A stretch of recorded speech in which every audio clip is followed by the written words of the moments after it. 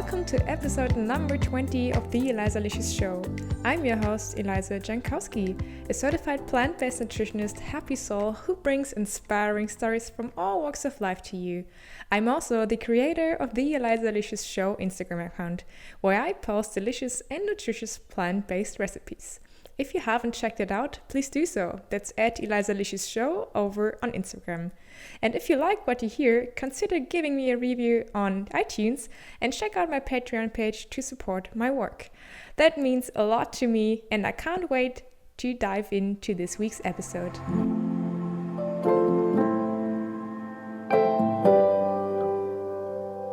Alright guys, are you ready for this week's episode? I definitely am. This week I have Gabriel Ghiglione on the show, and I can't wait to share this amazing episode with you. Gabriel is such a wonderful human being. He's always smiling. He's working in so many charities. He's currently the global head of community for the Midnight Runners. He ran across Tajikistan and so much more. I can't wait to share this episode with you. Here comes my conversation with Gabriel. So I'm here today with Gabe. Gabe is one of the most interesting men in the running world, and I had to bring him on the show. So thank you so much for coming on the show. Hello. Thank you so much for having me. How are you today? I'm doing just peachy. I have not gone for a run yet today, but I will go for one later today, and I'm just kind of itching to get outside. But I'm back in Toronto right now, and feeling fantastic. Nice. Didn't expect anything else from you. Always smiling, and I love that about you. I saw that you're most of the time in a van. Are you living in Toronto or are you living in a van? I'm actually quite confused. Yeah, so I find it hard to keep track of where I am myself at the moment.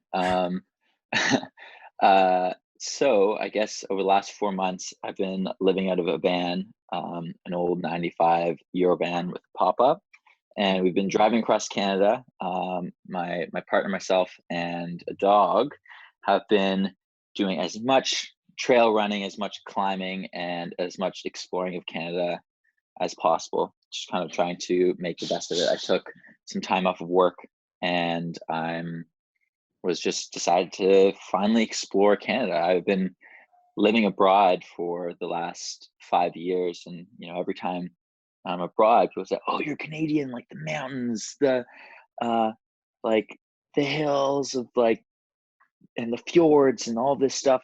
And I'm like, well, I feel like a really bad Canadian because I hadn't actually been to the Rocky Mountains out west. So this trip was really much just a way for me to kind of claim back Canadianness. So I took some time off work and just decided to make the most of this summer and staying outside of major cities because of COVID-19, and we're just decided to explore as many trails and crags as possible. Sounds wonderful. But I can relate to the fact that you're from Canada or from a specific country and you go somewhere else, and some people know more about the country you're from than yourself, because I did the same thing when I was in Australia. I was like, wow, I never heard of this place, but thanks for telling me. Yeah. So what was your favorite place? Do you have something that you can recommend? Oh man, honestly, my mind is completely blown by how stunning my own country is, and I've definitely explored different parts of Canada, but not to the extent I had this time. 4 months on the road, you can explore quite a bit, but Canada is a very big place. So 4 months is a good chunk of time, but still there's so much of it that I had not seen. But the one place that really kind of threw me back was actually in Newfoundland. It's something I totally didn't expect. So I went to Grossmore National Park in Newfoundland, and this place, looks like something out of Jurassic Park, these like crazy, insane fjords. And so we went trail running there, and I just had to like stop and just like yell on the side of this mountain cliff, like, oh my gosh, this is in Canada, something I never really expected. So that, or the Rockies. I love doing some amazing trail runs up to like glacier lakes, and like taking a dip into the lakes, and then sleeping at the base of it, and waking up with a beautiful view. So that's been definitely a highlight. Sounds wonderful to me. I also read something about you. I don't really know where I saw it, but I think it was on LinkedIn or something. You were working as a canoe trip organizer, is that right? Yeah. So that is, I guess, a um, quick look into like one job of many weird jobs that I've had over time. Yeah, I used to work leading canoe trips into Algonquin, one of the provincial parks in Canada. So I'd lead like sports teams, uh, student groups, high school groups, work groups, out into the forest for a couple days and teach them about, um, you know, best practices for canoeing, um, and portaging and canoe camping. So kind of sleeping in the wilderness, and teach them like some different plants that you can eat, and like teach them about different things out in the wild. And so that was one of my favorite summer jobs. But that's one of many strange jobs I've had. Was Yeah. that before you explored your running passion, or was it just in between life Oh and no, I think I've always loved running. I really got into running when I was playing competitive soccer through high school, and just running was a way of conditioning. And you know, really since high school, that's when started running. And it's all, my passion for running has always been there. But I also have an equivalent passion for being outdoors. So not only have I done um, canoe guiding, but I've also been a raft guide, guiding groups of people down the Ottawa River in Whitewater, and spent summers doing that, as well as um, I was a wilderness instructor for a while, teaching people about like different plants in the Hamilton region in Ontario. And I also um, I did whitewater kayaking. So yeah, I have like an extreme love for the outdoors, and I think that's why uh, trail running is a beautiful um, intersection between the sport of running and being outdoors. I can absolutely agree.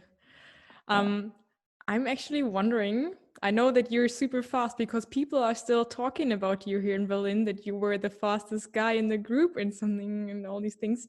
So were you always that fast, or was it something that developed over time? Well, I went to elementary school, and I'm sorry, everyone went to elementary school, but I remember in elementary school, I was the slowest kid in my elementary school, and I was like, "Oh, wow, why am I so slow?"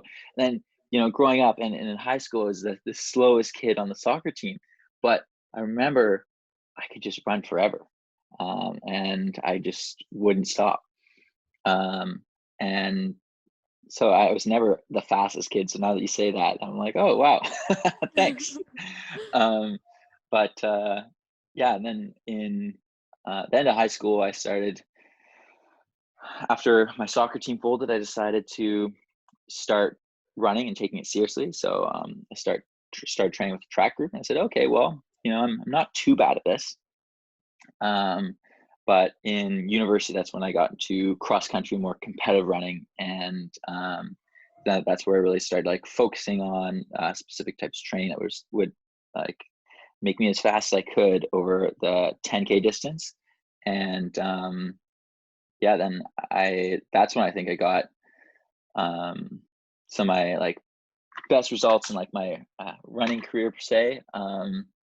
And I came like 20th in Canada and Wow. continued competing at like an international and national level. And um,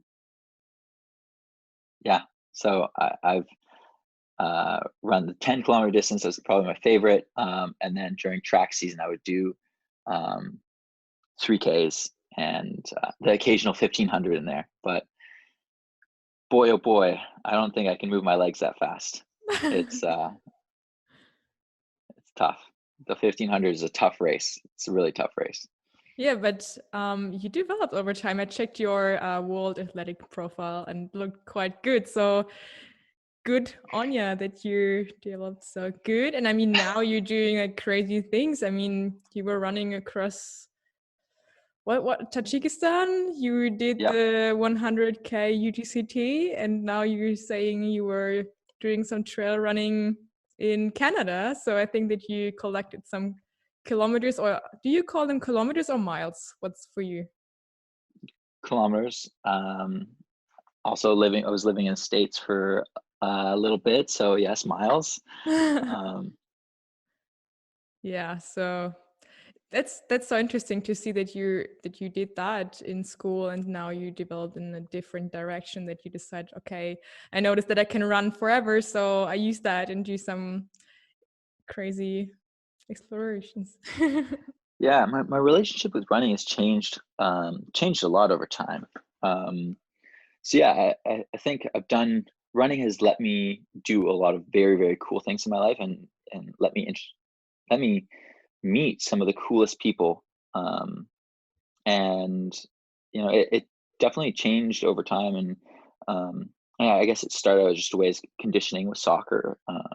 And then as I started training more competitively in university, I started taking it very, very seriously. And that's when I spend every waking minute thinking about how I could improve my running. And so I took it um, uh, yeah, very seriously. And I was running at some points 180 to 190 kilometers a week in training for cross country races.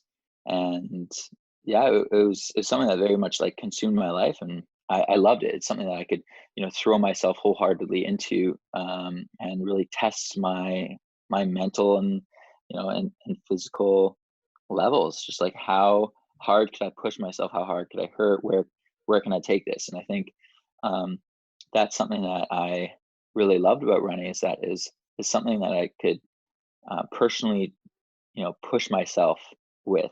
And um, it was a way of seeing how far I could take it. And it made me realize that if you really put your head down and grind, you can do anything. As I remember that's when I first really kind of came across um, that realization. It sounds so cheesy, but that's when I first actually understood it. People can say it. Um, People can say it to you every day, but you won't actually fully understand it unless you really like comprehend it yourself, and you like realize that, hey, you can actually do this. I remember I didn't actually make the cross country team in my first year of university, so I wasn't fast enough. But I decided, hey, I really want to do this. I really love running, so I'm gonna put my head down and train. So I trained on my own, and I trained out and I tried out for the track tryouts, and I made the team by 1 second, and I made it. And I definitely was not the fastest on the team as when I made the team, but I said, hey, next year I'm going to show them what I got. So I put my head down and I trained, and I loved it every step of the way. And the next year I was one of the fastest on the team, and I came 20th in Canada. And from not being able to make a varsity team, and then showing up the next year, I think it's just kind of that really made me like open my mind to the things you can do if you really put your mind to something. And I've kind of taken that to every other aspect of my life. Um, and so my relationship with running kind of turned to very, very competitive, but really, um, I never really took it too seriously. Right? There's a lot of people who like were completely, completely consumed their life and their identity, and there's many other things that I love and I identify with, including like being outdoors and wilderness and being very social um, and doing art, and there's all these other things that I love to do in my life. So I didn't let it completely take over, and because I found that some people take it so seriously that it consumes them, and it doesn't become fun anymore, right? And I loved running. I didn't want it ever to be not fun. So um, I I guess the next step for my relationship with running was when I graduated and I stopped varsity athletics, and I moved to Berlin, and I got involved with the Midnight Runners, and I was like, wow, this is so cool. I can now not only run and train and push myself, but I can also meet other people. Running becomes a tool to socialize and meet people and bring people together and build community. And I found it so amazing. And that's how my relationship with running has been this amazing thing that has, introduced me to many people. So How did you meet them? I mean, how did you meet the Midnight Runners? for those listeners that don't know, Midnight Runners is a global running community, and it is a running community that very stereotypically is loud, sends a lot of music and large groups of people through the streets. And so it's in 11 cities right now. And when I ran into Midnight Runners, it was just starting in Berlin. So it originated in London, and one of the crew captains from London moved to Berlin. And I had actually just moved there at the time, and I moved to Berlin because I just wanted to learn the language, and I wanted to, you know, test myself, see if I could learn the language, and move to a new place. And I actually ran into um, Midnight Runners on the streets, and there was, I think it was 10 people running along this way, and blasting these music. And they had this 120 decibel backpack speaker, and a bunch of them were carrying speakers, and it was all synced together. And it was 10 people, and they just looked like they were having the best time. And so I joined along, and I guess the rest was history. Within the next couple of weeks, I became a crew captain, and I really wanted to put my time and energy into like building this community, and creating those connections between the people. And I thought it was an amazing way of um, uh, engaging with the city, engaging with the people in the city. And then after about a year of running, we end up growing the crew to like 200 people running through the streets of Berlin in the summer, and just blasting the music and partying. And it was such a great experience. So yeah, I think Minute Runners was one of the best things that's happened to me. So, how did you build the Midnight Runners? When you say at some point you were 200 people, do you have an idea how that happened? Yeah, so Minute Runners is really this community that spreads very much organically. It's just, It's the coolest if group you ever. So I know why, but I think the listeners don't know why. uh, so if you ever see a Minute Runners event happening on the streets, like you will realize how it spreads so fast, because there's all these people running with these speakers, and people stop on the streets, they take photos, um, they come up to you and they're like, what is this? Like, how can I join? You guys look like they're having so much fun. Sometimes you'll see like this large mass of people running past a bar, and people sitting there with their beer kind of look over, and they're kind of questioning who's having more fun, the people running or the people sitting there drinking a beer. And yeah, so I think it grows very quickly, because if you find some like very, very positive, just golden individuals, golden people, then more people will come and flock to that like positive energy. And I think if you create the right culture within a community, it'll grow very fast. And Minute Runners is a very accepting community. It's like anyone can join any fitness, and the way that the events are organized is that, you know, the fastest runner can also engage with someone who's coming out and doing their first every 5K. And I love that. I didn't want to just just run right up at the front by myself. You know, I also wanted to meet people and like be inspired by those people coming up for the first ever run, because you know, no matter how fast you are, like you've overcome your own barriers to and challenged yourself to get where you are today. And that's what I love about Midnight Runners, is that I get a chance to meet all skill levels, because it's in the end it's a community. But I remember struggling when I first moved to Germany, looking for like why did you want to learn German, by the way? I'm still wondering why. so I guess after I graduated university in Canada, I decided that I really wanted to learn the German language because I have relatives in Germany. And when I was a kid, I went to a German school, but I actually only came out of German school knowing a couple Christmas songs. Which Um, one? Kling, Glöckchen, klingelingeling, kling, Glöckchen, kling. Oh, that's so cute. Beautiful, 10 out of 10 singing voice, right? Oh my God, that's so cute. But really, really good pronunciation. Oh, thank you. But I really didn't know any German. And I said, okay, I've always wanted to learn German. And I mean, I might as well. I know a couple Christmas songs. Like, let's just learn German. And I tried taking courses, but it just didn't work. I can't learn a language sitting behind a table listening to a teacher. It needs to be behind a table with a beer and a couple friends.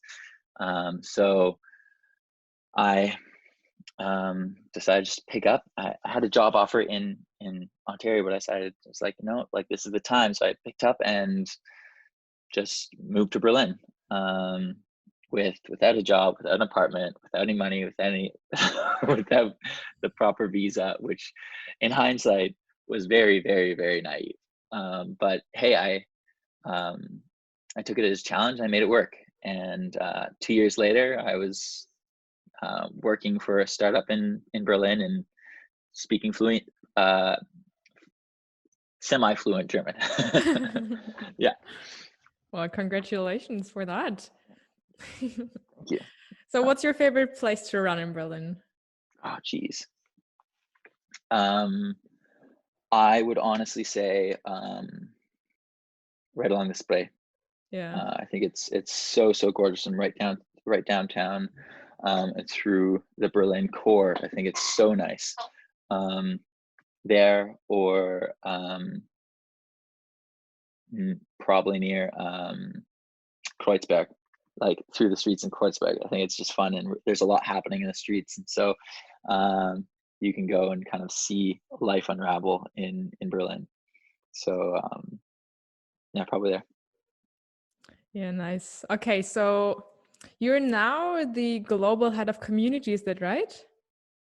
Yeah, so I started with Midnight Runners when I just moved to Berlin, and I was a volunteer as a city lead for 2 years, and building up the Berlin Midnight Runners community. And during my time in Berlin, I was working for a startup in Berlin, and I loved it. And when I got a job opportunity, I actually moved to London. And so I was in London for 4 months working for another startup. And during that time, I got to be a crew captain with the London Midnight Runners. And it was so cool. By this point, I had met Midnight Runners from cities from all over the world, because Midnight Runners has expanded to new cities. So Midnight Runners from Barcelona, from New York, Boston. And then a position opened up with Midnight Runners, and I had the amazing opportunity to really, chase my dreams and have like this dream job of moving to a new city and opening up midnight runners in different cities. So now um, my job title is global head of community and for midnight runners. And right now I overlook um, expansion into new cities for midnight runners. So I moved to San Francisco and Toronto, and I built the midnight runners communities there. I also stay in touch with all the different midnight runners communities around the world, talk to city leads, and make sure things are um, functioning well, and see how I can support them. And so I work with midnight runners around the world, go visit and help with their team development for the crew captains. And yeah, it's honestly a dream job. Um, it was a no-brainer for me really to stop working for these two different like uh, app startups that I was working for, and move towards working with midnight runners, because it's absolutely what I would like to do every day of my life. So Oh, that's so wonderful to hear that. As the global head of community, I think you're the perfect person to answer my next question. Do you have an idea why every Midnight Runners group has a different vibe? yeah, and that's something that I love. So every different midnight runners community around the world, there's currently 11, has a totally different vibe. And I think that is important and very, um, because it's dependent on the people. Each city is different. Each city has different culture. Each city has um, a totally different outlook on life, and puts their own twist and spin on things. Um, but in essence, it's really just like positive people, kind of like spreading positive energy in the different cities. Um, but I know you visited a couple different midnight runners communities around the world, and I think one thing is super um, relevant to every single one, is that like every city is super accepting. Um, they accept people, whoever you are, to come and run with them. Come and they will show you their city. Um, so yeah.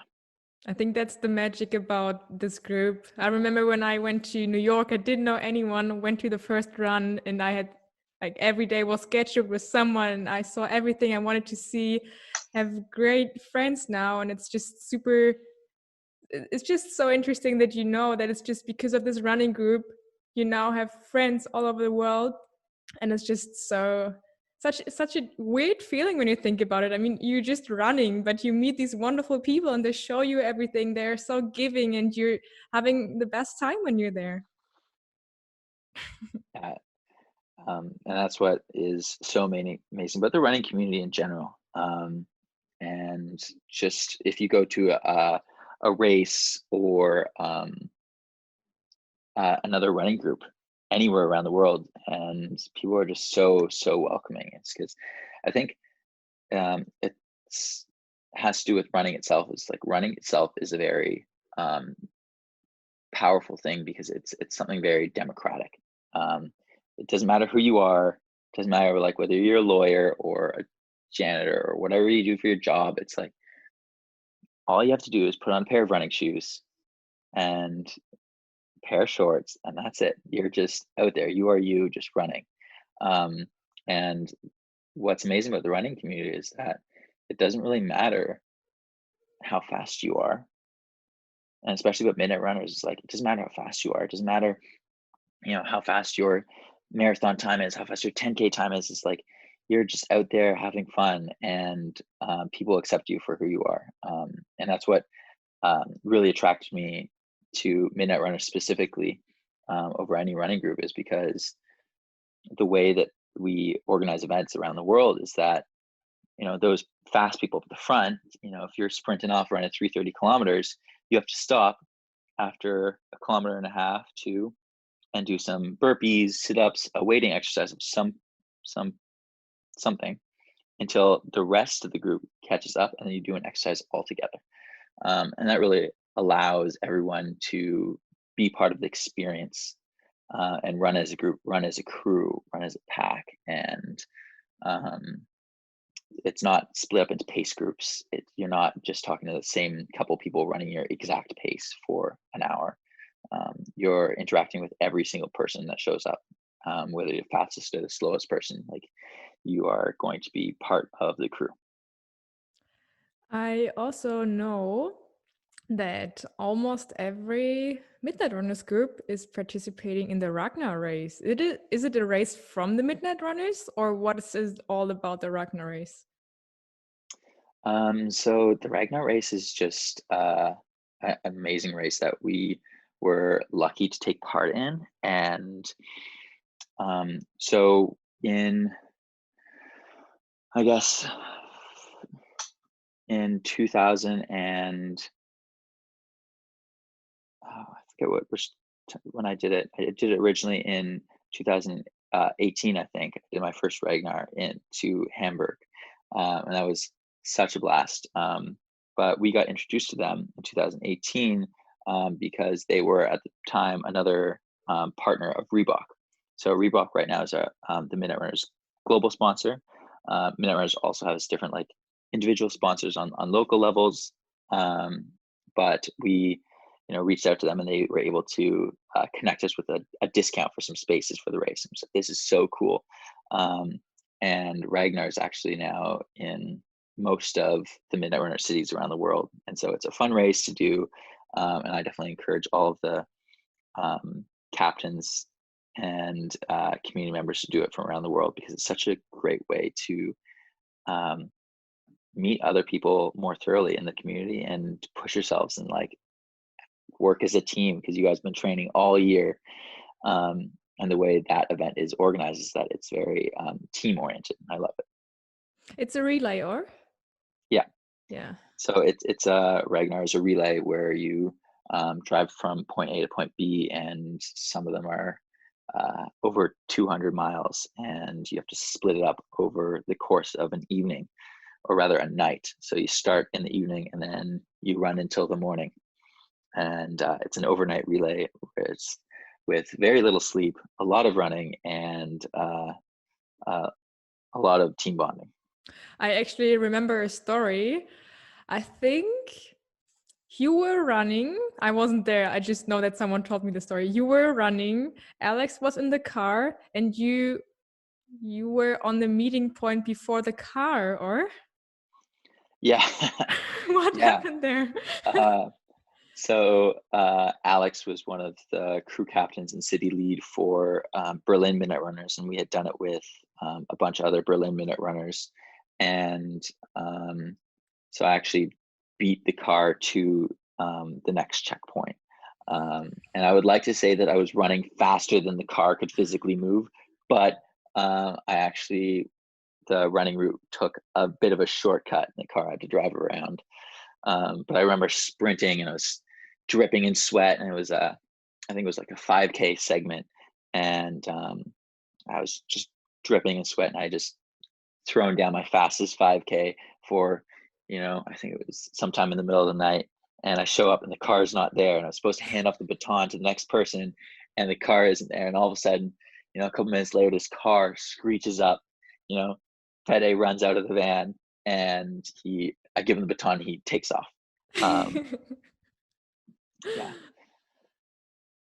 Talking about you running fast. Nice. And I'm also curious about the Love Trails Festival. What's this about? I haven't been there, but I heard that it's one of the best weekends in the year. So the Love Trails Festivals actually started ages ago by Theo and Sarah, who Theo was involved with Midnight Runners years ago, and he just decided, I'm going to bring a bunch of my friends to this like field, and we're going to go running, and we're going to play music. And from there, it turned into a festival where, and has grown so much. And now it's this amazing event that happens off the coast of Wales, around the coast of Wales each year. And imagine just like a runner's paradise. It's like amazing, gorgeous trails, and amazing people just excited to run and meet you. And then you coming back to this field with music and good food and good beer, and everyone sleeps in their tents. So it's just a weekend of absolute positivity and trail running. So you can almost do like a smorgasbord of music festival and running events throughout the weekend. So you can go on a run and come back, listen to a concert or a talk by some really inspirational speakers, and it's just such a great weekend. Nice. I haven't been, but I always wanted to go. So let's hope that we can do that at some point again. I have to ask something. What is it about the beer mile? I know that you really like this event, so I need to ask you why beer and running. So for those that don't know, the Beer Mile is an event that was started in Canada, actually, and started by track athletes deciding it was to challenge each other to do something, and it blew up in the track world, really around the world. And it's a race where you have to chug a beer, run a lap around a track, so 400 meters, chug a beer, run a lap around a track, chug beer, lap, beer, lap. So that's 4 beers and 4 laps. And you have to do all that without puking. If you do puke, you have to run another lap. And so I first got involved in this when I was running track and field in university. And we just did it for fun after our season, because, for the season, we wouldn't drink as much alcohol. And we'd really eat very healthy and everything. And this was something kind of to do as a celebration, just for fun with other athletes. And so my school, each year, our track team would invite all of the other neighboring universities and varsity teams from around the province, and we'd invite them to our school, and we'd organize a beer mile. And so we would have 40 to 50 people running this beer mile. We would all compete with each other regularly during the season, and take it very seriously. This was Run Race that I loved because nobody took it seriously. People would dress up, and we'd run the beer mile and then organize a big party after. And I wasn't really that good at it when I first did it. But I guess I found over the course of a couple of years that I'm really good at drinking beer and running fast. And this was only a very underground culture until I think 2016, when it became this huge popular culture race. And that happened because one person tried to break the world record in the beer mile and posted online. And then people from around the world said, no, I think we can do faster than that. So they had a beer mile world championships. Official? And official world championships. And I was thinking about going, but I wasn't able to go that year. But I actually did it the next year. So I competed in the beer mile world championships. And so people from all over the world flew in to London in 2017. And there was multiple heats of this race. And I remember that in London in 2017, I placed 5th in the world for the Beer Mile World Championships. Yeah. Wow. So I did that so I ran a mile and drank 4 beer in 5 minutes and 17 seconds. Yeah. Congratulations. But I know that the beer mile is not everything. There's also the Pancake Mile, or? Oh, yeah. So I like to have fun with running and make the most out of it. And also, along with Beer Mile, we would organize other universities would organize different races and different events after the season. And I kind of made a habit to go doing all these different events, and because I thought they were a ton of fun, and it turned out I was quite good at them. So there's like the eggnog challenge, there's the Pancake Mile, there was the McDonald's 5 miler, there's all these different running, eating, drinking challenges that we do just for fun. And the Pancake Mile is something that actually happens at a maple syrup festival in Canada each year. So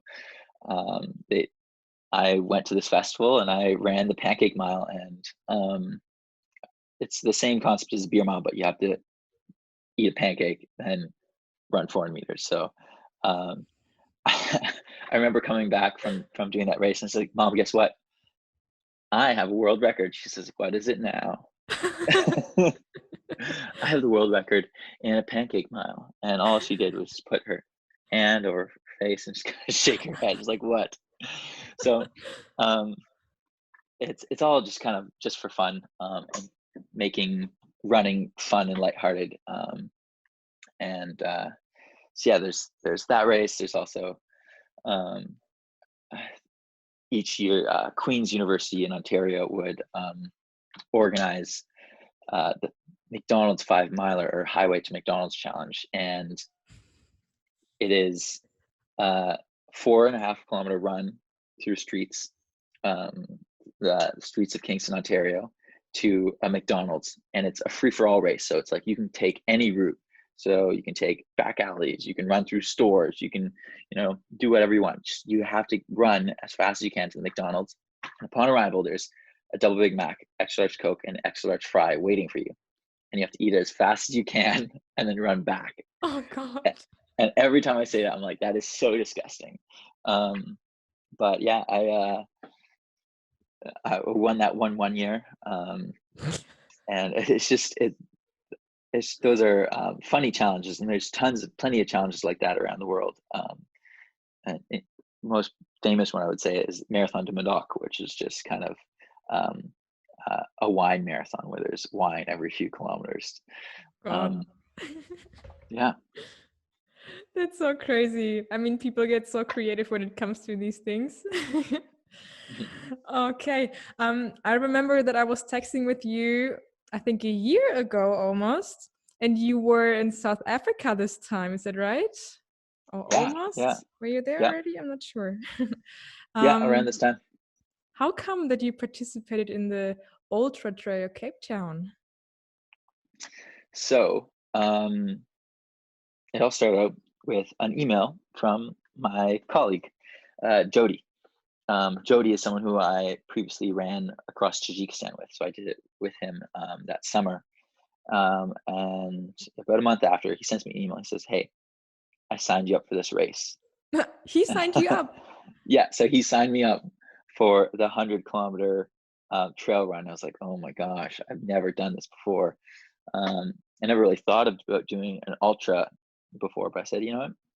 Why not? Let's just give it. So just gave it a try. How did it go? Yeah. I mean, do you want me to say something? I actually checked my messages, and I found one that you sent me after the race, and you said it was the hardest thing my body has done. Yeah. It was definitely one of the hardest things my body has done. And I didn't do any training for it. I did no training whatsoever. I had run through Tajikistan, and then pretty much after that just took a break, and I would run like a 10K here, 10K there. And I was running probably like 4 times a week, and doing strength training, and that was great. And all of a sudden I did like maybe one long run before doing this ultra run. So I wouldn't say training for 100-kilometer, but I was pretty convinced that my body could do it. And maybe I went into that. I went into the start of the race pretty hot, let's just say. So I started it, and I had never run an ultra race before, so I just kind of went with a pack, and I was like, oh, like I feel good. I'm just gonna go with it. Um, and it's dark. You start like really really early in the morning, so it's still dark, and you're running on trails, so it's hard to see where exactly you are in the pack. But I was feeling great. This is like such a cool race. We're running in the dark with our headlamps. So much fun. And I was like, in my head, I was like, yeah, I'm going pretty slow. This is okay because I come from background of running 10Ks. Um, so I'm like, I'm going really slow. I'll be fine.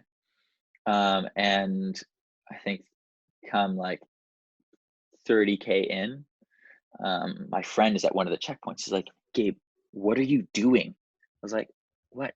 He's like, you're in the top 10 for one of the most competitive trail races in the world. I was like, what? I'm like, oh shit, I need to slow down. So Because you I had didn't never run run. with Cody together, you were running by yourself. Um, so Cody was, I think he was up front at this point, but Okay. I was definitely in the pack with the top 10, 15 for the first 30 kilometers. And I was like, okay, I need to slow down. But I was like, you know what, like I'm feeling okay. And I was feeling okay until 50 kilometers hit. And mind you, I've never run more than like 55 kilometers in a day. And 55 kilometers hit, and I broke down. It was so difficult because the peak heat of the day came in, and I was just like broken. So I all of a sudden I was like going full throttle, and all of a sudden just like full stop, and I had to like sit on the side of the trail, and I just like couldn't move until some guy came along and gave me some salt, and Aw. then I struggled through the last 50. So if you crash at 50, it means you have 50 more kilometers to struggle through. So that was very tough. I ended up finishing in like 14 and a half hours. And I think I think I did pretty well for my first ever ultra run. And maybe next time I'll train for it. um, but yeah, that's pretty, thinking back, it's pretty in line with the way I would run my cross country races. I would go out and hurt. I would stay with in the position that I wanted to be in, or I thought in the pace that thought I could hold on to, and then I would out hurt everyone else. So I would just struggle for the last four uh, 4 to 3 kilometers, and I would just hurt. And I knew that I could be in more pain for longer than anyone else. But the thing is, those were 10-kilometer races. If you do that same tactic in an ultra race, that's a lot more hurt. Yeah. It was such a crazy time because I never heard of ultra races before. And this year I was actually studying in Sweden, and a guy who organized the trail run there and who was actually a friend of mine was running there as well. I'm not sure if you met Linus. Did you meet him? Maybe if I saw his face, maybe. I Okay, met a well, lot of people after the race because it was a big party, and I definitely needed a few beers to make my legs feel better. yeah, but I also didn't know that you were running there as well. So I was just like, what's going on? Everyone is in Cape Town running this crazy race. What's that? And that was actually the first time in my life that I heard of ultra runs before and running on like crazy trails. And that was actually the reason why I started to run like proper trails. And yeah, thank you for that. And actually, I signed up to run it this year. Glad that it's not happening because I'm injured at the moment and I wouldn't be able to run it. But I'm going to do it next year. So I will definitely be a bit annoying and ask you a bit before I'm going to do it, that I'm not dying. It is such an incredible race. I would 100% recommend that you go for it again next year. It's such a beautiful beautiful trail, beautiful scenery, like amazing people. It's such a great community, and that's what I have really loved about that race. It's such an amazing community afterwards, and so I met, and I'm still keep in contact with so many people from Cape Town. That's lovely. Okay. I know that Alex was involved, not in the UTCT, but you already talked a bit about it, but there was this idea to run the roof of the world. Can you tell me a bit more about it? So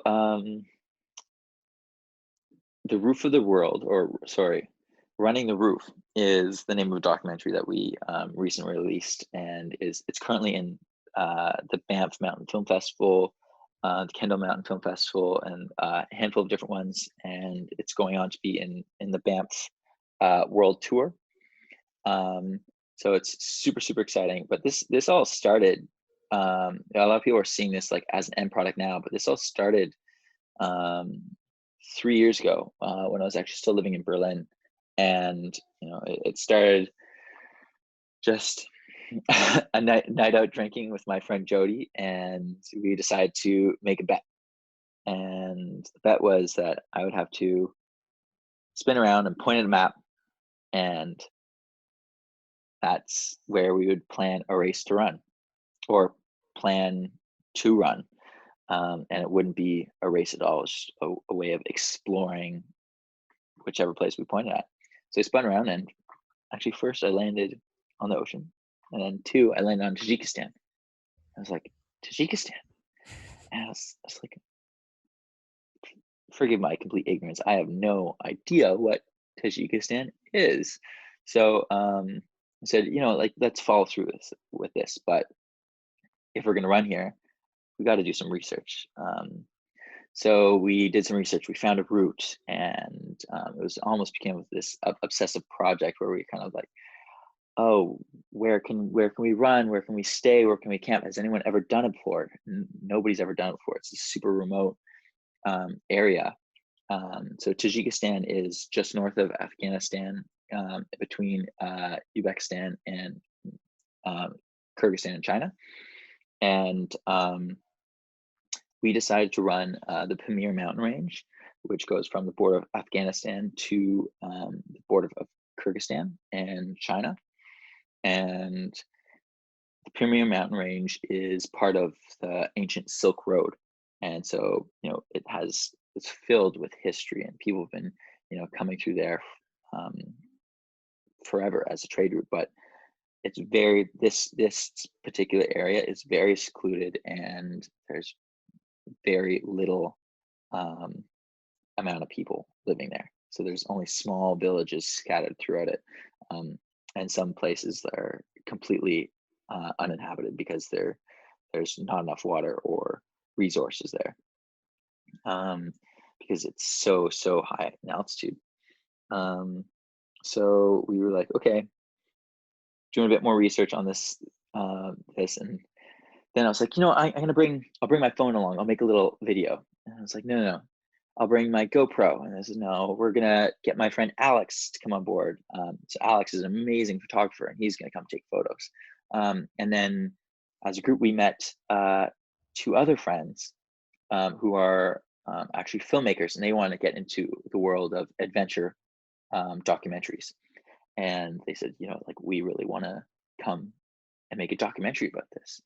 And so fast forward, all of a sudden, we have a 2-person film team and a photographer, and then we brought on my other friend from London, Jody Gold, who is quite an amazing ultra runner who I met at Love Trails Festival, and we decided just to make it happen.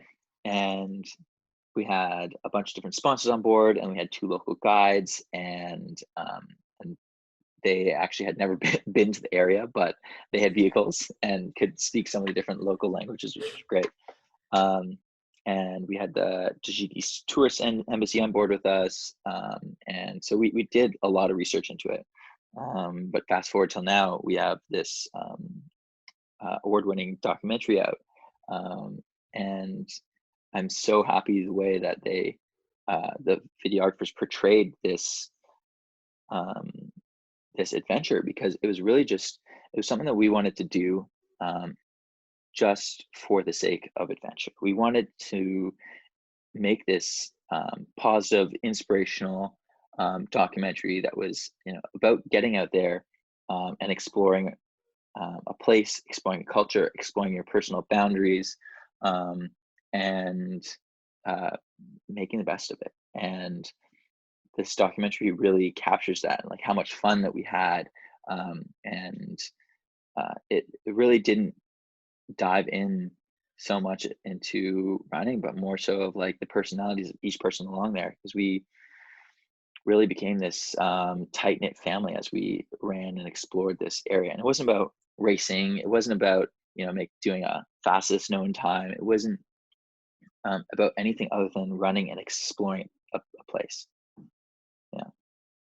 So what did So you explore? What was the craziest thing that you saw, that you experienced on the way? um, so I think the part of it all that I enjoyed the most was definitely the culture.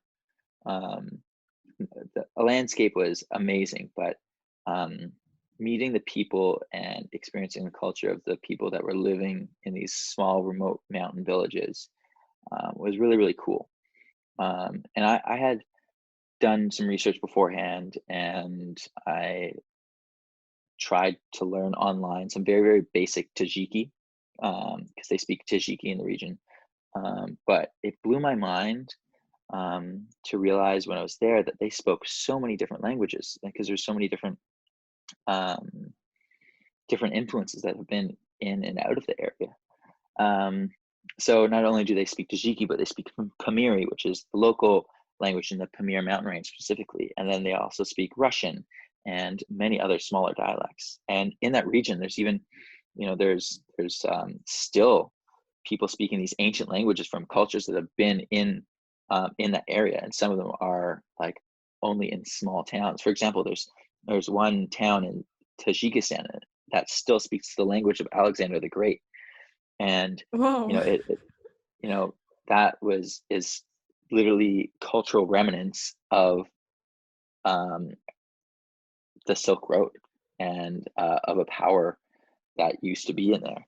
Um, and it was really so cool to go and try the food, and talk with people and see the way that they live. And um, I learned some like basic things like to count and like to like order and say how to go places and whatnot. And I thought it was such a fun way of kind of really immersing myself there. Um, but yeah, I definitely, the first nights of the run, I engaged a bit too heavily in some of the local cuisine, and maybe I know a lot of everyone else in the group was eating vegetarian because they wanted to really like make sure that they were, everything was fitting okay in their stomach and they were ready to run. But I was like, I'm fine. I have a stomach of steel. I'll be able to eat whatever they give me. And they were so excited at this homestay. The entire community comes together to, one household um, will have us sleep there, and then other people from different households will cook sometimes. And they came over with this like big pot of like cooked lamb, and they were so excited to come and serve it. But everyone else was eating vegetarian, and had to say no. But they were really excited when I said, "Yeah, of course I'll have some." And so, and it was great, and I ate a lot, but I think it didn't sit too well in my stomach, and I woke up with like hallucinations and like super high fever. And the next day, I had some dysentery, Oh some no. diarrhea multiple times, and so I had that for the rest of the trip, which was less than fun to run with. Oh my God. Yeah. Oh God. But you So, made it. And I mean, now you're not just a runner, you're also an actor. How does it feel? I oh mean, man. do you feel different now that you know that there's a documentary about you? Um, no, I'm just really happy that people were able to see how much fun it is to do things like that, and how much fun you can have running, and how lighthearted it can be. It doesn't always have to be about racing or personal times. It can just be about exploring. It can be about meeting people. It can be about culture, and that's something that like I love. And Yeah, I think we had the idea of running from like one edge of Tajikistan to the other, and that ended up being, seven marathons over the course of 7 days. Um, Sometimes over a marathon, but who's counting really? And it was definitely a huge test on the body. Um, but it kind of goes back to what I was touching on before. It's like running has taught me that if you put your mind to something, you can do it. And that is really what this trip reinforced to me is like you can do it, you can make it happen. Love this. Yeah. All right. Are there any future projects like this, or is it more like you're trying to figure out what's going on at the moment and see if you can, I don't know. I mean, you can't travel at the moment, and you're in Toronto, or? So I'm currently in Toronto. I just arrived after the last 4 months in the van, Yeah. and I'm looking at potentially moving somewhere in January because there's some cities that you can move to and isolate for 2 weeks and then live in that city. And I was thinking about moving and potentially continuing on with Midnight Runners or supporting a current Midnight Runner city. Either that or staying in Toronto and supporting the Toronto Midnight Runners here and continuing um, with upkeep with everything else virtually. Um, so yeah, that's the current plan in terms of Midnight Runners. But in terms of the next adventure, I think there's always something else in my pocket, and I have I know a couple things I have planned with my friend Alex from Berlin, who's the current lead of Berlin Midnight Runners, as well as my two good friends, Fede and Jonas, also Berlin Midnight Runners crew captains. We're plotting something very exciting for when travel becomes allowed again. um, and so, yeah, definitely there's always an adventure kind of in my back pocket. Can't wait. So I know that you're planning on starting a podcast yourself. What's all about that? Well, I wanted to really talk about an aspect or aspects of running that people don't talk about a lot. And I wasn't sure if I was going to start a podcast or a series of videos or a blog. But as I was saying before, like my relationship with running has led me some really interesting places and is has definitely changed over time. So yeah, running is from something being very competitive to being a way to connect with people, but also in a way of empowering people in certain situations. Uh, and these are just different things I want to talk about. What running is like in different cultures. I remember I wanted to talk about my one experience in Tamil Nadu in India, where I was living there for a bit, working on a project, and I decided to start a running group there with kids in the village there, and I thought it was a really really interesting um, experience, kind of figuring out like what running culture is like there, and it's not very very accepted, especially having woman running there isn't very accepted in a very conservative Tamil Nadu. So I wanted to kind of talk about that, but also touch upon running as a way of building community. And I wanted to talk about um, the power of using running as a tool for building communities, such as Midnight Runners. So there's a host of things that I want to talk about. And, yeah. Nice. Can't wait. I think it's gonna be super interesting to listen to it. And I'm also curious, are you planning on coming back to Berlin at some point? Or is it far away for you? I mean, Berlin for me is still home. I think I was, that was really like uh, where I felt at home, and I have some of my best friends there. I don't really know when the next time life will allow me to come back, but I hope sometime soon. I hope so too. Okay. I'm always asking 3 questions in the end, but before that, can you tell me where people can find you, can find the movie and the website of the Midnight Runners or something like this? So personally, you can follow me on Instagram. It is intrepid underscore SOLE soul, intrepid soul, or online Gabriel Ghiglione, and you can follow Midnight Runners on Instagram, or check out their website, midnightrunners.com. And you can look at the Running the Roof podcast, and you can look up on your browser runningtheroof.com, and sign up for our email list. It'll show you different ways of streaming the documentary. It's finished screening for the Banff Mountain Film Festival, but it's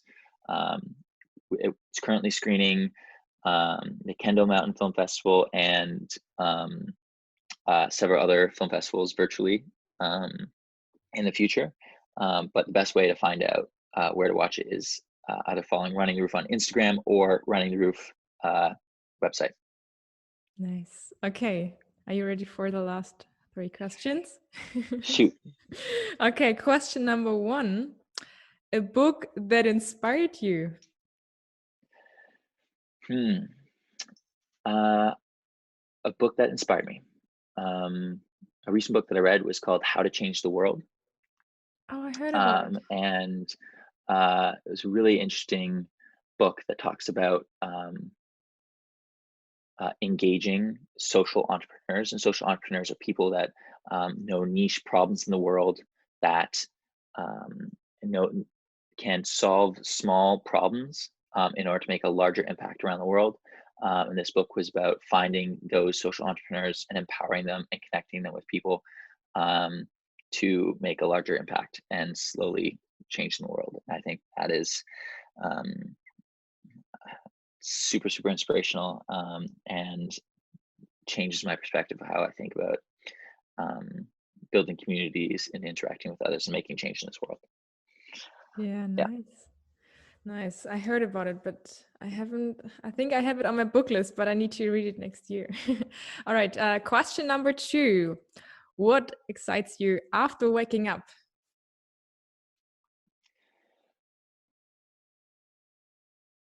Ooh.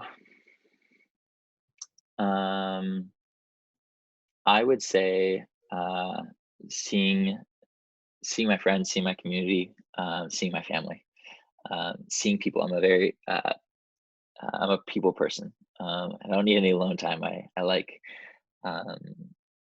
spending time with people and sharing experiences in life with other people. So nice. Yeah. Okay, and the last question for today. One thing that everyone should know. The answer to life is 42. That's it. That was quick. Most of the time people are just like, oh, that's tough. Nice. Okay. Thank you, Gabriel. Thank you for your time. Thank you for the work that you do.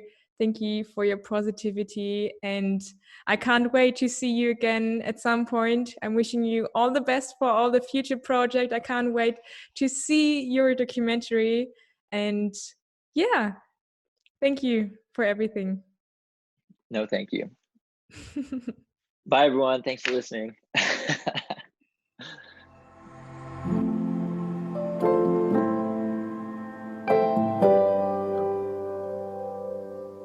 Thank you so much for tuning in with me today. Make sure to let me know how this episode resonated with you by tagging me under @ElisaLicious over on Instagram. That's where you can send me a DM if you have any questions or suggestions. If you want to know more, make sure to head over to elisalicious.de, where you can find the show notes of each episode. Please make sure to pop over to iTunes and leave me a rating and review. I appreciate that so much. Big thank you to Tanja Notschaele for graphics and music by Temple Hayes. Have a wonderful rest of the day, and I will see you next week.